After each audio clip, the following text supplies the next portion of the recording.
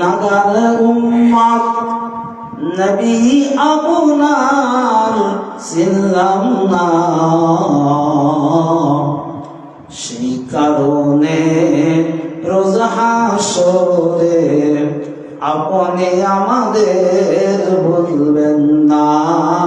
আল্লাহুম্মা সাল্লি আলা সাইয়্যিদিনা মাওলানা মুহাম্মদ ওয়া আলা আলি সাইয়্যিদিনা শাফিয়ানা।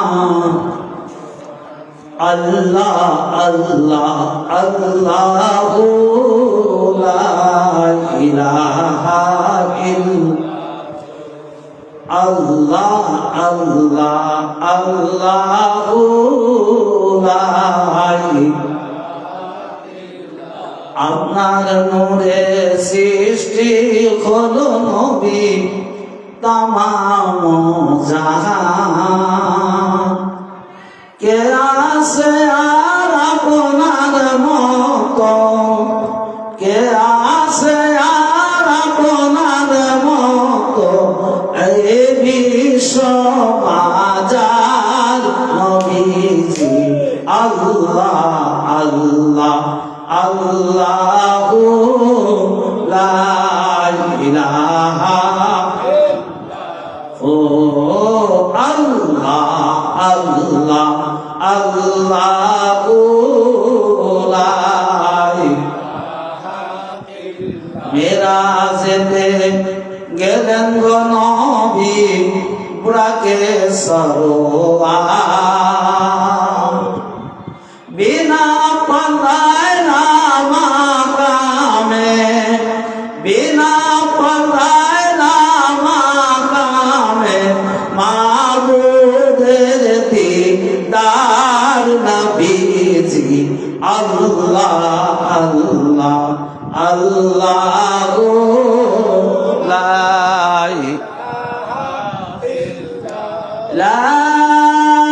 ইলাহা ইল্লাল্লাহু মুহাম্মাদুর রাসূলুল্লাহ সাল্লাল্লাহু আলাইহি ওয়াসাল্লাম। মুআজ্জাজ সামিল কিরাম, আজকে অত্র দরবার শরীফ পীর জিরিগাদিনিশিন পীর সাহেব তানার আম্মাজানের বেবিসার উপলক্ষে আজকের এই আহলে বাইত পাক পাঞ্জাতনের শানে ওয়াজ মাহফিল আলোচনার প্রারম্ভে আমি আমার আল্লাহ মাওলা এবং তানার পূর্বপুরুষ আল আওলাদ আহলে বাইত কিবলা ও কাবাগণের কদম যুগলে জানাই সেজদা ও কদম বসি।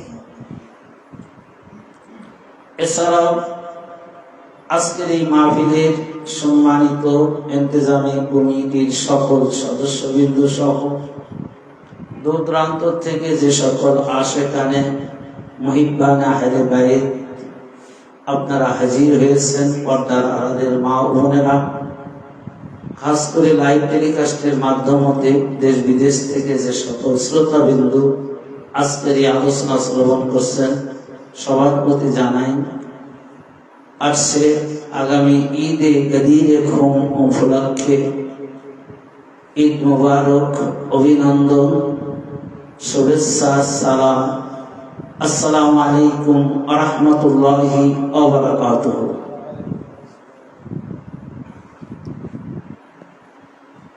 তরিকাতে দীক্ষিত হওয়া এটা সবার ভাগ্যে হয় না। আমরা যারা তরিকাতে পেয়েছি এবং বায়েত হয়েছি, এটা আমাদের জন্য খুবই খুশনসিব। তো আসলে পীরের দরবারে কেন যাই, কেন আসি, আসছি আমরা, এটা এমন একটি জায়গা যেখানে দুনিয়া এবং পরকালে উভয় জগতের শিক্ষা প্র্যাকটিক্যালি থিওরিক্যালি দেওয়া হয়। এই যে আসছেন, বাদ মাগরিবে জিকির হলো, ইশার পরে জিকির হলো, আবার জিকির হলো। এই যে ইবাদতের যে শিক্ষা, যেটাকে ইলমে তাসাউফ বা ইলমে লাদুনি যে শিক্ষাটা, এই শিক্ষাটা একমাত্র পীরের দরবার থেকেই পাওয়া যায়। এটা পূর্বের ইতিহাস থেকে আমরা যেটা জানি, যিনি অনেক শিক্ষিত পণ্ডিত ব্যক্তি ছিলেন, তারা যখন পীরের দরবারে গেছে তখন তারা শূন্য হয়ে গেছে। এই দুনিয়ার আর কিতাবি জ্ঞান তাদের থাকেনি। আবার পীরের সহবতে, আবার পীরের রুহানি ফায়েজে এমন শিক্ষা লাভ করেছে যে ওই দুনিয়ার শিক্ষা আর কোনো কাজে আসে নাই, বিপদে চলে গেছে। তখন যে শিক্ষা লাভ করেছে, তখন মাবুদ পরওয়ারদিগারের দিদার লাভ করেছে। এটাই হলো পীরের দরবারের শিক্ষা, যে দুনিয়ার শিক্ষা শিক্ষিত হলে শুধু দুনিয়াই কাজে লাগবে, পরকালে কি হবে বলেন। এই জন্য যে আমরা যারা আজকে এই পীরের দরবার পেয়েছি, মুরিদ হতে পেরেছি, এটা আমাদের জন্য খুশনসিব। তা আজকে যে উপলক্ষে এই মাহফিল হচ্ছে, এটা আপনারা সবাই অবগত আছেন যে মা জিনিসটা কি, মায়ের সম্মানটা কি, এটা প্র্যাকটিক্যালি ভাবে আজকে আমরা শিক্ষা করতে পারছি। অনেক মুসলমান আমরা বাংলাদেশের শতকরা প্রায় 90 বেশি আমরা মুসলমান। এই মুসলমানগুলো আমরা হঠাৎ করে আসমান থেকে পড়ি নাই, নাকি আসমান থেকে পড়ে মুসলমান হয়েছি? না, পিতামাতার মাধ্যম দিয়েই আমরা এসেছি। আমি আমার মায়ের গর্ভ পিতার ওরস থেকে এসেছি, আমার পিতা মাতাও ঠিক তাদের মা বাবার ওরস হয়ে গর্ব হয়ে এখানে এসেছে। এটা পর্যায়ক্রমে।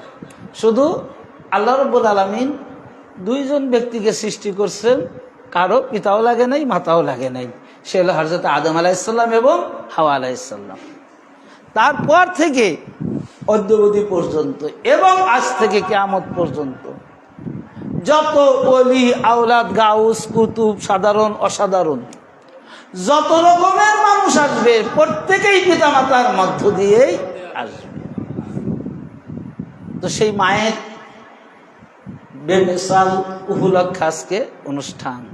তাহলে কতটা মাকে ভালোবাসেন, যে মাকে কতটা মহব্বত করেন, আর মহব্বত না করার কি আছে ভাই। সবচাইতে কষ্ট ত্যাগ যিনি স্বীকার করে আমাদেরকে এই ধরাধামের আলো দেখাইছেন, যার ওসিলায় সবচাইতে বড় ত্যাগ, সবচাইতে কঠিন আত্মত্যাগ, নিজের জীবন বাজি রেখে, নিজের কি জীবন বাজি রেখে। একটা মা যখন বাচ্চা গর্ভে ধারণ করে, সেই দিন থেকে তার উপর কষ্ট জুলুম শুরু হয়ে যায়। ঠিক মতন খাবার খেতে পারেন, ঠিক মতো ঘুমাইতে পারেন, এমনও দিন যায় সারা রাত সে না ঘুমিয়ে দাঁড়িয়ে বসে কাটায়। আবার সকাল থেকে রেস্ট নাই, যে সারা রাত ঘুমায় নাই, দিনের বেলা একটু আরাম করবে, আয়েশ করবে, সেটাও তার ভাগ্য হয় না। অজস্র কঠিন কষ্টে পরিশ্রম করে তবু কোনো ডাক্তারের কাছে যায় না যে আমার এই বাচ্চাটার আমি নষ্ট করে দিই, এর জন্য এত কষ্ট করতেছি, না, এটা দরকার নেই। আমার ভাইরা, এখানেই শেষ নয়। হাজারো কষ্ট দুঃখ ব্যথা বেদনা সহ্য করে যখন আমি আপনি এই দুনিয়ার জিন্দেগিতে পা রেখেছি, মা অজ্ঞান বেহুশ অবস্থায় পড়ে আছে, মায়ের কোনো জ্ঞান নাই। একটা চিৎকার দিয়েই মা আর মানি, মায়ের যখন জ্ঞান ফেরে, মা এ সাইডে হাতায়, বাম সাইডে হাতায়, ডাইন সাইডে হাতায়, ইশারা ইঙ্গিতে বুঝায় আমি যার জন্য এত কষ্ট ত্যাগ স্বীকার করেছি, আজকে আমার সেই কষ্টের দিন শেষ হয়েছে। আমার কলিজার টুকরা, আমার কষ্টের ফল কোথায়? যখন তার বুকের কাছে ওই সন্তানটা দেওয়া হয়, মা বলে দুনিয়ার ওই বাচ্চা যখন আমার গর্ভে আসছে, ওই দিন থেকে যে কষ্ট, যে অত্যাচার, যে নির্যাতন, জুলুম আমি সহ্য করেছি, সমস্ত ব্যথা, সমস্ত বেদনা আর আমার নেই। কারণ আমার কলিজার টুকরা, আমার দেহের অংশ, আমার নারী সেরা কলিজার টুকরা আজ আমার বুকে এসেছেন। আর আমার বুকে রাখার সাথে সাথে আমার দুনিয়ার সমস্ত দুঃখ, কষ্ট, ব্যথা, বেদনা নিমেষে দূর হয়ে গেছে।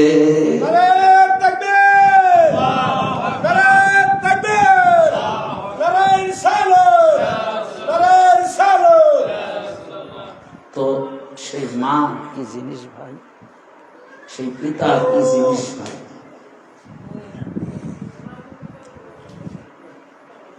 এই মা যদি পৃথিবীতে না আসতেন, আজ আমরা কি কেউ মানুষই থাকতো না। সেই মাকে আপনারা যাদের ঘরে আছে এখনো, আপনারা তাকে কখনো কষ্ট দেন না। কারণ এখন শৈশবকালে আমাদের মানুষ করছে, আমরা লালন পালন হয়েছি, আমরা তার ওটা বুঝি না কিভাবে করছে না করছে, আমাদের তো তখন জ্ঞান হয়নি। কিন্তু আপনি যখন বৈবাহিক সম্পর্কে আবদ্ধ হয়েছেন, দেখেন কত সংসার ভেঙে যাচ্ছে শুধু বাচ্চা না হওয়ার কারণে। কি ঠিক কিনা? কেন ভাই, আপনার স্ত্রী কি অন্যায় করছে? আপনি স্ত্রীকে কেন বাড়ির থেকে বের করে দিবেন? কেন আবার দ্বিতীয় বিয়ে করবেন? উদ্দেশ্য একটাই, যে আমার একটা সন্তানের দরকার, এটাই। কিন্তু আবার যারা ভালো, তারা স্ত্রীর উপর অত্যাচার না করে, নির্যাতন না করে, দেখা যায় বাচ্চা কিনে এনেও কি করতেছে, লালন পালন করতেছে। কারণ কি? যে বাচ্চার দরকার। তো আপনার যেরকম একটা বাচ্চার দরকার, সন্তানের দরকার, ঠিক আপনার আমার পিতা মাতারও ওই রকমই অবস্থা ছিল। এই নেশাটা তাদের মধ্যেও ছিল, আর তাদের মধ্যে ছিল বিদায় তারা সকল কষ্ট, দুঃখ, দুর্দশা, অত্যাচার, জুলুম, নির্যাতন সবকিছু সহ্য করে আপনাকে তারা মানুষ করেছে। কথা ঠিক না? এটা তো আপনারা দেখছেন। এটার আরে ভাই দলিল কোথায় যাব? আগে নিজে যেটা দেখছেন এর উপরে আর শিক্ষা আছে, দলিল আছে। আমার ভাইরা, আজকে আপনি যেমন আপনার সন্তানের জন্য যেরকম আপনার বুক, আপনার হৃদয়ে ব্যথা লাগে, সন্তানের কষ্ট দেখলে ব্যথা লাগে, সন্তানের সুখ দেখতে আনন্দ লাগে, ওই রকম আমার পিতামাতা, আপনার পিতামাতা, একদিন আমরা যখন ছোট ছিলাম, বড় ছিলাম, আমাদেরও কষ্টে তারা কষ্ট পেয়েছে। আর এখন যদি সেই মা বলে যে বাজান রে, আমার তো একটু আম খাবার ইচ্ছা করছে, একটু বাজার থেকে একালি আম আনিস, দেখেন কত খারাপ হলে বলতে পারতো যে মা তুমি চাচ্ছ, আমি তো অর্থনৈতিকটা সবারই সমান না, সব দিনই সমান থাকে না, বোঝা বললে কি মা কষ্ট, মা কি খুব জোর করবে? আপনার সন্তান জোর করে ধরবে যে আব্বা কেন আনোনি, এটা না হলে আমার চলবে না, এটা কেন আনোনি? কিন্তু আপনার বাপ মা তারা কিন্তু ওই রকম কোনো জোর খাটাবে না, তারা বলবে যে সুযোগ হইলে নিয়ে আস। আর আপনি তো বুঝাইতে পারতাম যে বাবা দেখো আমি তো অল্প পয়সা রোজগার করি, দিন আনি দিন খাই, কে এটা করতে যাই ওটা করতে যাই, আর আমার অন্য কিছু করার যোগ্যতা নেই। মাকে মারিয়ে ফেলবে, মাকে অভিশাপ দিবে। আমার ভাইরা, মা খুশি হবে যদি মায়ের কাছে সুন্দরভাবে বসে বুঝাই বলেন যে আম্মা আজকে আনতে বলছো, যদি নাও আনতে পারি তবে আনবো। যদি বুঝাই বলেন আমার ভাইরা, ওই মা আপনার কখনো বদদুয়া দেবে না, আপনার কখনো গালি গালাজ পারবে না। ওই মা অন্তর থেকে খুশি হয়ে আপনার জন্য দোয়া করবে। আপনার জন্য কি করবে? দোয়া করবে যে আমার কলিজার টুকরাকে আল্লাহ তুমি নেক হায়াত দান করো, ভালোভাবে সুস্থভাবে তাকে কামাই রোজগার করার জন্য আপনি ইহসান করুন। এটাই করবে। আমার ভাইরা, আজকে ভাই ভাগা সংসার না, আমরা বড় সংসার হয়ে গেলে আলাদা হয়ে যাই, মাকেও আলাদা করে দিই। কিভাবে? যে আপনি 1 মাস আর এক ভাই 1 মাস, এরকম আলাদা করে দিই।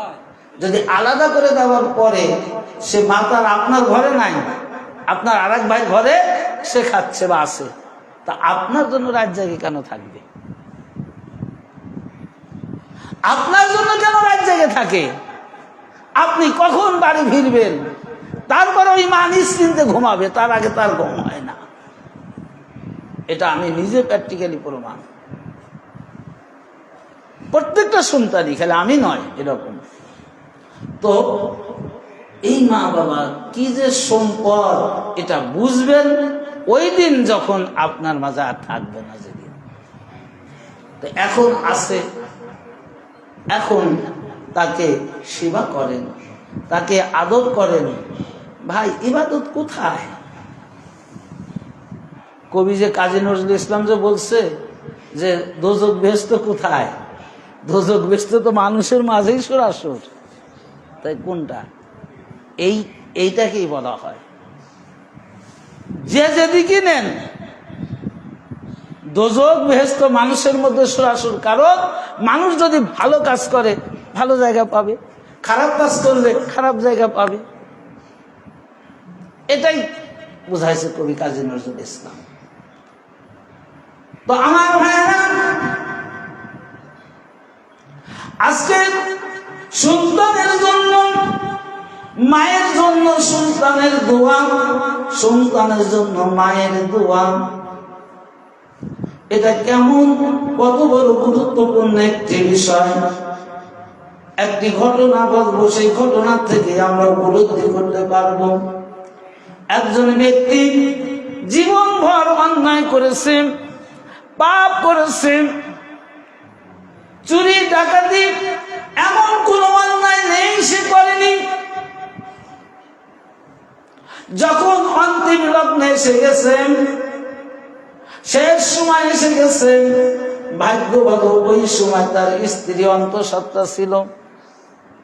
তিনি বলতেছেন স্ত্রীকে কাছে ডেকে এনে যে দেখো গাদার মান, আমি তো জীবনভর যত অন্যায় করেছি, যত অপরাধ করেছি, হারাম করেছি, চুরি করেছি, ডাকাতি করেছি, সব কিছুই তোমাদের জন্য। কিন্তু আমি আর হয়তো বেশি দিন বাঁচবো না। প্রাকৃতিক ডাক আমাকে যখন আসবে, মালাকুল মউত, আমাকেও চলে যেতে হবে। তবে কোরআন হাদিস, মোল্লা মৌলবী মুক্তিদের কাছে শোনা যে মানুষ যদি খারাপ কাজ করেন তার জন্য বিভীষিকাপূর্ণ জায়গা, আর যারা ভালো কাজ করবে তাদের জন্য আরামদায়ক শান্তিদায়ক জায়গা থাকবে। আমার জীবনে কোনো ভালো কাজ নেই, আমার ডিকশনারিতে কোনো ভালো কাজ নেই ক্ষতি ছাড়া। তবে একটা ওয়াজ, একটা বাণী শুনেছিলাম। সেই বাণীটা হলো, যদি কোনো নেককার পরেজগার সন্তান পিতার জন্য দোয়া করে, মায়ের জন্য দোয়া করে, ওই দোয়া নাকি আল্লাহ কবুল করেন, খালি হাতে ফেরত দেন না। তো তোমার গর্ভের মধ্যে যে সন্তানটা আছে, ওই সন্তানটা একটু ভালো শিক্ষা দাও, ভালো কাজ করায়ও, যেন ওই সন্তানের ওসিলায়, ওই সন্তানের দুয়ার বরকতে আমি যেন একটু পরজগতে পরকালে যেন একটু শান্তি পাই, আযাব থেকে রক্ষা পাই। একবারে যদিও না পাই তো তুমি একটু দয়া করে তাকে একটু উত্তম শিক্ষা দিও, যে শিক্ষার কারণে যদি ওই ছেলেটা আমার জন্য দোয়া করে তাহলে হয়তো আমি একটা নাজাত পাইতে পারি। তাছাড়া তো আমার ছেলেরা যা আছে সব তো আমার রাস্তায়, ওদের দোয়া তো কাজে লাগতেছে না। ঠিক ওই বাবা, ওই বাচ্চা যখন মারা যাবার পরে বাচ্চাটা হলো, হওয়ার পরে যখন তার কবরে বিশাল আযাব, তো তখন আল্লাহর ওলিরা কি পারে না পারে, আসলে এটা আমরা মানি না। দেখেন প্রত্যেকটা ঘটনার মধ্যে আল্লাহর ওলিদের নির্দেশনাবলী রয়েছে। কারণ আমরাও কবরের গোরস্থান দিয়ে হাঁটে যাই না, তো কোন কবরে কি হচ্ছে আমাদের বলার মতন ক্ষমতা আছে ভাই? আল্লাহ নবী একজনের কবরের নিকট দিয়ে গেলেন, দেখলেন আযাব হচ্ছে, কি করলেন? খেজুরের বাগড়ে পুঁতে দিলেন। সাহাবীরা জিজ্ঞাসা করলেন, ইয়া রাসূলুল্লাহ, ইয়া হাবিবাল্লাহ, এটা কেন করলেন, কারণটা কি? তখন হুজুর পাক বললেন যে কবরে খুব আযাব হচ্ছিল, তো এই আযাব থেকে মুক্তির একটা ওসিলা যে কাঁচা তাজা তরুলতা বা গাছ, এরা যতক্ষণ জিকির করবে তাজা থাকবে, ততক্ষণ এই কবরের আযাব বন্ধ থাকবে। তাহলে রাসূল পাক যাওয়ার সাথে সাথে বুঝে গেলেন, আর আমরা বা সাধারণ মানুষও কিন্তু এই কবর দিয়ে চলছে গেছে, কেউ কিন্তু বোঝেনি। তো এই জন্য নবীর যুগে নবীরা, অলির যুগে অলিরা যেখান দিয়ে যায় সেই জায়গায় কি হচ্ছে তারা বুঝে যায়। তা আল্লাহ ওলি দেখলেন যে ওই কবরে প্রচন্ড আযাব হচ্ছে, চিৎকার হচ্ছে, তো দাঁড়িয়ে গেলেন, কাশ করলেন, কাশের মাধ্যমে কবরবাসীর সাথে কথা বললেন। কথা বলার পরে জিজ্ঞাসা করলেন যে আচ্ছা আপনার এই অবস্থা কেন? আপনি কি একটু ভালো কাজ করেননি? যে ওসিলায় দোয়া করলে আল্লাহ আপনার আযাব থেকে একটু হলেও শান্তি দিবে। তখন ওই বেচারা বললো যে আমার বাড়ি অমুক জায়গা, আমার নাম এটা ছিল, আমার স্ত্রী অমুক, আমি যখন মারা যাই আমার স্ত্রী তখন অন্তঃসত্ত্বা ছিল, তো আমার স্ত্রীকে আমি বলে আসছিলাম যে আমার এই সন্তান যাই হোক, মেয়ে হোক ছেলে হোক, যেন একটু ভালো শিক্ষা দেওয়া হয়। তো আমি তো জানি না কি হয়েছে না হয়েছে, তো আপনি মনে হয় অবশ্যই আল্লাহর ওলি, আপনি যেহেতু আমার সাথে কথা বলছেন, যেমন তেমন লোক নয়, কত মানুষই তো রাস্তা দিয়ে হেঁটে যায় দিনের পর দিন, রাতের পর রাত, তো আপনি এই কাজটুকু যদি করতে পারতেন তাহলে আমি উপকৃত হতাম। আমার মায়েরা, ওই বাড়ির খোঁজ করেন, ঠিকানা অনুযায়ী আসে, দেখে সত্যি একটা বাচ্চা সন্তান ছেলে হয়েছে। স্ত্রীকে বললেন তোমার এই ছেলেটাকে তাড়াতাড়ি করে ভালো কাজে নিযুক্ত করে দাও, কোন মক্তব মাদ্রাসা বা কোন আলেমের নিকট দ্বারস্থ করো, যেন একটু শিক্ষা লাভ করতে পারে। আর শিক্ষা লাভ করার পরে যদি এই ছেলেটা তোমার স্বামীর জন্য তথা ওর আব্বার জন্য বাবার জন্য দোয়া করে, তাহলে আল্লাহ তোমার স্বামীর জীবনের সকল গুনাহ মাফ করে দিতে পারে। আমার মায়েরা, ছেলেটারে যখন ভর্তি করা হয়, যখন মক্তবে ভর্তি করে দিয়েছেন, ওই ছেলেকে যখন সবক শুরু করেছে, আউযু বিল্লাহি মিনাশ শাইতানির রাজিম, বিসমিল্লাহির রাহমানির রাহিম। সেই দিন থেকে কবরের আযাব বন্ধ হয়ে গেছে। দোয়াও লাগেনি ভাই, এটা হলো সন্তানের দোয়া বাপ মার জন্য। মানে এ যে কিরকম কারেন্টের মতো কাজ করে, এটা ইতিহাসের পাতায় কি আমি বলে বুঝাইতে পারবো না এক কথা। যদি নেককার সন্তান হয়, যদি ভালো সন্তান হয়, সন্তান হাত উঠানোর আগেই তার কলমের মধ্যে কি আছে, আমরা দোয়া করার আগে কি হাত উঠাই? আগেই কিন্তু বলি না রব্বির হামহুমা কামা রাব্বায়ানিস সগীরা, এটা কিন্তু আমরা আগেই বলি না, আগে হাত উঠাই তারপরে বলি। তো এই হাত উঠানোর সাথে সাথে আল্লাহ তার বাপ মার জীবনের গুনাহ মাফ করে দেন। আমার ভাইরা, আল্লাহর নবী ওয়াজ করছেন, বক্তব্য দিচ্ছেন পিতা মাতা সম্পর্কে। সাহাবীরা প্রশ্ন করলে, ইয়া রাসূলুল্লাহ, ইয়া হাবিবাল্লাহ, হুজুর আমার পিতা তো নেই। আর এক সাহাবী বলল, ইয়া রাসূলুল্লাহ, ইয়া হাবিবাল্লাহ, হুজুর আমার মাও তো নেই। যে আমি পিতা মাতার খেদমত করবো বা বাপের করব বা মায়ের করব, আমাদের তো এরকম ভাগ্যান নেই। আমার ভাইরা, আল্লাহর নবী রাহমাতাল লিল আলামিন তিনি বলতেছেন, ও আমার সাহাবীরা, জানি তোমাদের কারো মা আছে, কারো বাপ আছে, কারো মা নেই, কারো বাপ নেই, এটা সত্য। কিন্তু তোমরা এখন একটা কাজ করতে পারো। তোমরা কি করবে? তোমাদের পিতা মাতার কবরে গিয়ে তোমরা তাদের জন্য আল্লাহর নিকট দোয়া করো। এটাই তোমাদের সেবা, যে তোমরা তোমাদের বাপ মার জন্য দোয়া করো। দোয়া করলে কি হবে? তোমাদের বাপ মা যে অন্যায় করেছে, যে অপরাধ করেছে, আমার আল্লাহ রাব্বুল আলামিন তোমাদের দোয়ার বদলাতে ওই বাপ মার জীবনের গুনাহ মাফ হয়ে যাবে। রাসূল পাকের জীবদ্দশা একটা সাহাবীর ঘটনা, এটা আপনারা জানেন, শুনছেন হয়তো। আমি এই জন্য বলছি যে আমাদের ভিতরে যাতে পিতামাতা সম্পর্কে চেতনা জাগ্রত হয়, যাতে কষ্ট যদি দিয়ে থাকি আপনারা মাপ নেবেন মার কাছ থেকে। এক সাহাবী, মৃত্যুর ভীষণ আযাব হচ্ছে, জান বের হচ্ছে না।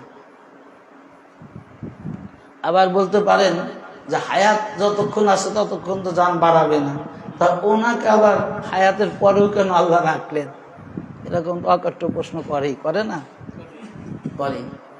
হ্যাঁ, কিছু কিছু ঘটনা আল্লাহ তাআলা সব কিছুই পারেন না। আমার হায়াত হয়তো 70, আল্লাহ যদি 100 শেষ করে দেবো না, আচ্ছা যদি 110 বছর করেন, কারো ক্ষমতা আছে? আচ্ছা, এই ঘটনাটা দিয়ে শেষ করে। তো এখন এরকম, সেটা আল্লাহর ইচ্ছা। আল্লাহ রাসূল পাকের প্র্যাকটিক্যালি শিক্ষার জন্য করতে পারে। আল্লাহ কিসের জন্য কি করবে সেটা তো আমাদের বান্দার হিসাব করার দরকার নেই। তো প্রচন্ড আযাব হচ্ছে, জান বের হচ্ছে না। তো অন্যায় ছিল কি? মাকে কষ্ট দিয়েছে, মাকে কষ্ট দিয়েছে। মায়ের কাছ থেকে মাপ নিবে এই সুযোগটা পায়নি। আমার ভাইরা, আল্লাহর নবী হুজুর পাক সাল্লাল্লাহু আলাইহি ওয়াসাল্লাম দেখলেন, আল্লাহর কাছে প্রশ্ন করলেন, দোয়া করলেন, জানতে চাইলেন, ইয়া রাব্বুল আলামিন, আমি রাহমাতাল লিল আলামিন, শাফিউল মুজনবিন, আমার দয়া সর্বত্র বিরাজমান, আর আমার উম্মত, আমার সাহাবীর এই অবস্থা। ইয়া রাব্বুল আলামিন, এটা আমি বরদাস্ত করতে পারছি না। আমার আল্লাহ বললেন, ইয়া রাসূলুল্লাহ, আমার হাবিব, আপনি যখন ওই জায়গায় আসছেন, আমি আল্লাহ ইচ্ছা করলে আমি আল্লাহ ওই সময় ওর গুনাহ মাফ করে দিতে পারতাম। কিন্তু কেন দিচ্ছি না জানো? সেটা হলো এই যে তোমার উম্মতের জন্য শিক্ষা, প্র্যাকটিক্যালি, যে ওই তোমার এই সাহাবী, এই উম্মত মায়ের নিকট অন্যায় করেছে, অপরাধ করেছে, এখনো মা জীবিত রয়েছে, এখনো মা হায়াতে জিন্দেগিতে আছে। আমি আল্লাহ যদি মাফ করে দেই, তোমার ওই উম্মতের কাছে আমি কি জবাব দেব? অন্যায়টা করেছে ওই মায়ের কাছে, আমার কাছে তো করেনি। আমার কাছে যদি পাহাড় পরিমাণ অন্যায় করতো, আমি আল্লাহ গাফুর গাফফার, তাকে মাফ করে দিতে দ্বিধাবন্ধ মনে করতাম না। সুতরাং ওই সাহাবীর তোমার ওই উম্মতের আম্মা যদি তোমার ওই সাহাবীকে মাফ করে দেয়, আমি আল্লাহ মাফ করে দেব। মায়ের কাছে বলে তো নবী, মা মানে না, দরকার নাই, হুজুর মাফ চাই। কেন? বলে আমার যে কষ্ট দিয়েছে এটা ছাড়া আপনি যা আছেন সব দেব। আছে না মা, যখন জেদ ধরে যায়, বলে না আমি ওর মুখই দেখবো না, এরকমও বলে না আমি ওর মুখ দেখবো না, সরাই নিয়ে যান। আমার ভাইরা, আল্লাহর নবী আল্লাহর কাছে দোয়া করলেন, ইয়া রাব্বুল আলামিন, আমার চক্ষু যেরকম খোলা, আমি যেরকম দেখতে পাচ্ছি আমার উম্মত আমার সাহাবীর অবস্থা, আপনি দয়া করেন ওই মায়ের হৃদয়ের অন্তরটা খুলে দেন, ওই মা ওই সন্তানের অবস্থাটা সচক্ষে দেখুন। কারণ সন্তানের কষ্ট যদি মা দেখে তাহলে আর তো যখন দেখালো, দেখানোর সাথে সাথে ইয়া রাব্বুল আলামিন, আমার সন্তানের প্রতি আমার আর কোনো অভিযোগ নাই, আমি মাফ করে দিলাম। তো এরা হলো মা, এর নাম কি? মা। সেই জন্য ভাই আমি আপনাদের অনুরোধ করব, যাদের পিতা মাতা এখনো আছে, আমি মনে করি আপনারা সৌভাগ্যবান, আপনারা সবচাইতে উত্তম দুটি নিয়ামত নিয়ে এখনো আছেন। তো সেই নিয়ামতের জন্য যা যা করার করবেন। নিজের সন্তানকে যেরকম আদর করেন, নিজের সন্তান যদি একটা কিছু চায়, যেরকম বায়না করলে না দিয়ে থাকতে পারেন না, ঠিক একদিন আমাদের পিতামাতাও ওই রকম ছিল, তারাও আমাদের আবদার পূরণ করেছে। তো এখন আমরা সবাই চেষ্টা করব আমাদের পিতামাতার কষ্ট না দিয়ে তাদের আবদার পূরণ করা। সবাই উঠে দাঁড়ো, ইয়া নবী কেমন করেন, ইয়া রাসূল ইয়া হাবিব সালাম আলাইকা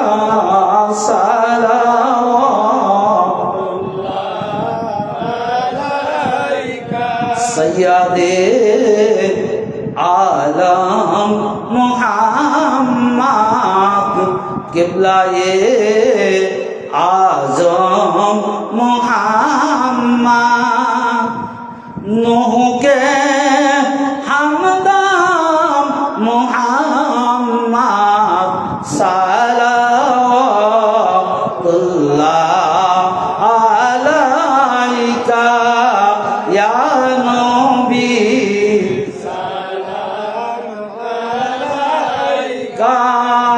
ইয়া রাসূল ইয়া হাবিব সালাম আলাইকা সালাওয়াতুল্লাহ হাজামি ले जा रोनाला। हिंदी में अजबाश परीशा उस पर हो सच में इनायात सलावतुल्लाह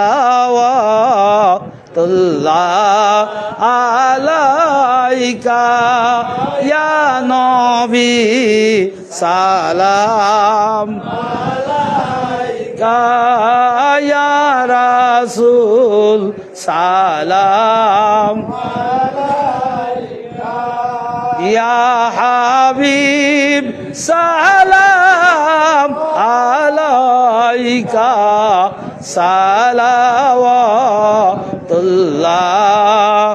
आलाइका। रसूल पाक पर बेजाए खुदा दरूद सलाम আলী ও ফাতেমা হাসান হুসাইন পর্বে মদাম।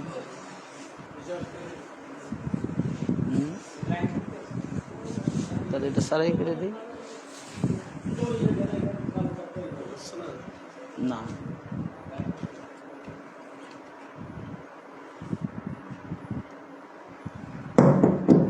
হ্যালো হ্যালো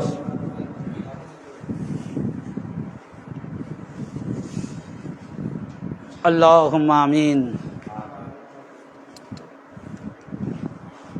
আল্লাহুম্মা সাল্লি আলা সাইয়্যিদিনা মাওলানা ওয়া নাবিয়িনা ওয়া শাফিয়িনা মুহাম্মাদিন মাদিনিল জুদ ওয়াল কারাম ওয়া আলা আলিহি ওয়া সাহবিহি ওয়া বারিক ওয়া সাল্লিম ওয়া আলা সাইয়্যিদিনা গাউসুল আযম ওয়া আওলাদিহি সাইয়্যিদিনা মুর্শিদানা মুকাররাম। ربنا ظلمنا أنفسنا وإن لم تغفر لنا وترحمنا لنكونن من الخاسرين। রব্বুল আলামিন পরওয়ারদিগার আলম বাদ মাগরিব হতে শুরু করে অদ্যবধি পর্যন্ত আহলে বায়তের শানে, পাক পাঞ্জাতনের শানে, নবী রাসূল ওলি আউলিয়া কিরামদের শানে যে মজলিস পাকের আয়োজন করা হয়েছে মাওলা, ইহার মধ্যকার ভুল ত্রুটি মাফ করে আপনি মেহেরবানি করে আপনার কদম পাকে আপনি কবুল আর মঞ্জুর করে নিন মাওলা। মাবুদ দয়া করে মা করে আজকের এই মাহফিল কানাম আহলে বাইত পাক পাঞ্জাতন আলে রসুলের ওসিলা করে আপনি কবুল আর মঞ্জুর করে নিন মাওলা।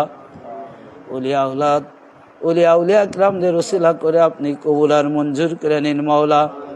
মাবুদ দয়া করে মা করে আমরা যারা এই মাহফিল পাকে হাজির হয়েছি, আমাদের এই হাজিরাটুকু আপনি কবুল আর মঞ্জুর করে নিন মাওলা। খাস করে আমাদের জীবনের সকল গুনাহগুলো মাফ করে দেন। আমরা প্রত্যেকেই যেন আপনার কদম পাকের ধুলিখানা হতে পারি, সেই তৌফিকটুকু দান করো মাওলা। মাবুদ আমরা এই দুনিয়া থেকে যেন চিরবিদায় নেওয়া লগ্নে আপনার কদম পাকের ধুলিখানা হয়ে আপনার গোলামের গোলাম হয়ে যেন এই দুনিয়ার জিন্দিগি থেকে শেষ বিদায় নিতে পারি মাওলা, সেই তৌফিকটুকু দান করো মাওলা। খাস করে মাওলা আজকের এই দরবার পাকের দরবার শরীফের পীর সাহেব কেবলা তানার আম্মা জানের বেমিসাল দিবস উপলক্ষে আজকের এই অনুষ্ঠান করা হয়েছে মাওলা। মাবুদ দয়া করে মা করে এই অনুষ্ঠান উপলক্ষে হালাল পথে আয় রুজি রোজগার থেকে যে সকল ভক্তবিন্দু যাহা কিছু সার্বিক সহযোগিতা করেছে মাওলা, ইহা আপনি মেহেরবানি করে কবুল আর মঞ্জুর করে নিন মাওলা। মাবুদ দয়া করে মা করে আমাদের প্রত্যেকেরই হেদায়েত সিরাতাল মুস্তাকিমের রাস্তা দেখাও মাওলা। গুমরাহির থেকে আমাদের হেফাজত করো মাওলা, লানত থেকে হেফাজত করো মাওলা। এমন ইবাদত করার তৌফিক দান করুন যে ইবাদত করলে আপনি খুশি হন, আপনি আপনার সন্তুষ্টকৃত জায়গা আপনার কদমের ধুলিকণা হয়ে থাকতে পারি, সেই ইবাদতগুলো করার মতো তৌফিক দান করো মাওলা। মাবুদ দয়া করে মা করে মেহেরবানি করে জানারা হাজির হয়েছে, যাদের বাপ মা এই দুনিয়ার জিন্দিগি থেকে চির বিদায় নিয়ে গেছে মাওলা, তাদের প্রত্যেকেরই বাপ মার দুনিয়ার সকল ভুল ত্রুটিগুলো মাফ করে ওই কবরগুলো আপনার কদম পাকের নিচে একটু জায়গা করে দাও মাওলা। মাবুদ আমরা যারা উপস্থিত হয়েছি আমাদের হালাল পথে রুজি রোজগার করার মতো তৌফিক দান করুন। আপনার রহমত দ্বারা আমাদের হেফাজত করুন, সকল প্রকারের বালা মুসিবত থেকে হেফাজত করুন মাওলা। সার্বক্ষণিক আপনার প্রেম আপনার মহব্বত আপনার কদমের তলে যাতে থাকতে পারি, সেই তৌফিকটুকু দান করো মাওলা। মাবুদ দয়া করে মা করে আমাদের প্রত্যেকেরই পক্ষ থেকে আজকের এই হাত দুটো আপনি কবুল আর মঞ্জুর করে নিন মাওলা। ও মারহামাত গুলামু কা ইয়া রব গামে হুসাইন करते रहे आठ पहुर मतामे हुसैन। या इलाही सब उठा ले दर्द अंधों के बूस, गौसुल आजम पीर मुर्शिद रहनुमा के वास्ते। सल्लल्लाहु ताला अला खैर खल्किही व अहल बैतिही व ज़ुर्रियत अजमाइन, खुसूसन अला सय्यदिना गौसुल आजम अमीनुल मकीन बिरहमतिका या अरहमर राहिमीन। बहक ला इलाहा इल्लल्लाहु मुहम्मदुर रसूलुल्लाह। या शायख अस्सलामु अलैकुम।